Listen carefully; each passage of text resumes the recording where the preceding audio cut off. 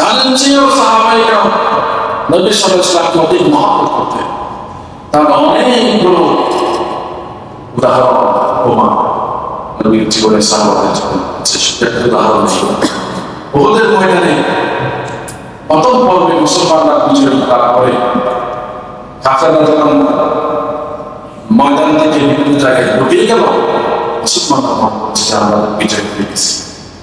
কিন্তু ভিতর থেকে কাফেররা সতর্ক হয়ে হামলা করে মুসলমানদেরকে অপ্রস্তুত অবস্থায় ব্যাপক জান এবং মালের প্রতিষ্ঠান করে অনেক মুসলমান ৭০ জন সাহাবী শহীদ হয়ে গেল।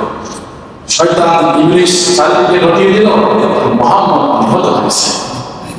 নেতা নিজেদের নবী নিহত হওয়ার সংবাদ পেলে তো মুসলমানদের মন এমনিতে বলেছে।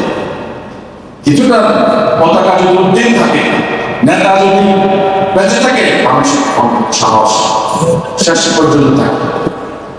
ইবলিস মুসলমানদের শেষ সাহসটুকু কেটে দেওয়ার জন্য নবী মুহাম্মদের শাহাদাতের খবর ছড়িয়ে দেয়। তখন মুসলমানরা দিক শূন্য হয়ে পরে নবী মুহাম্মদ সাল্লাল্লাহু আলাইহি ওয়াসাল্লামকে এক জায়গায় আশ্রয় অবস্থায় করেন।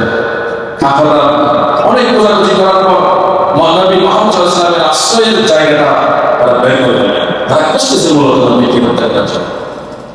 সেই অবস্থায় চারিদিক থেকে কাফেররা গিয়ে বলতেছে, তীর বৃষ্টি নিক্ষেপ করতেছে। ওই সময় কয়েকজন সাহাবী নবী সাল্লাল্লাহু আলাইহি ওয়াসাল্লামকে মানব বল দিয়ে হেফাজত করেছে। সেই মানব বলগুলো তারা থেকে হযরত আবু দুজানা রাদিয়াল্লাহু তাআলা আনহু, নামগুলো মনে রাখবেন, আমরা তো কত কিছু মনে রাখবেন, কত মেসি রোনালদো কত নাম মনে রাখবেন, সবসময় আছে উচ্চারিত করে আবু দুজানার নাম পর্যন্ত আশিক রাসূল আছে। তিনি পিঠ দিয়ে নয়, বুক দিয়ে নবীজিকে আঁকড়ে রেখেছেন, পিঠকে ঢাল হিসেবে দিয়েছে। একের পর এক তীর এসে তার পিঠের মধ্যে বিদ্ধ হচ্ছে। নবী সাল্লাল্লাহু আলাইহি ওয়াসাল্লাম বলছেন, আবু দুজানা তুমি তীরকে কি করো, প্রতিরোধ করো, তোমার পিঠ চাচা হয়ে যাচ্ছে, তোমার পিঠ চাচা হয়ে যাচ্ছে, তুমি দেখো তোমার পিঠের মধ্যে কতগুলো তীর আসছে।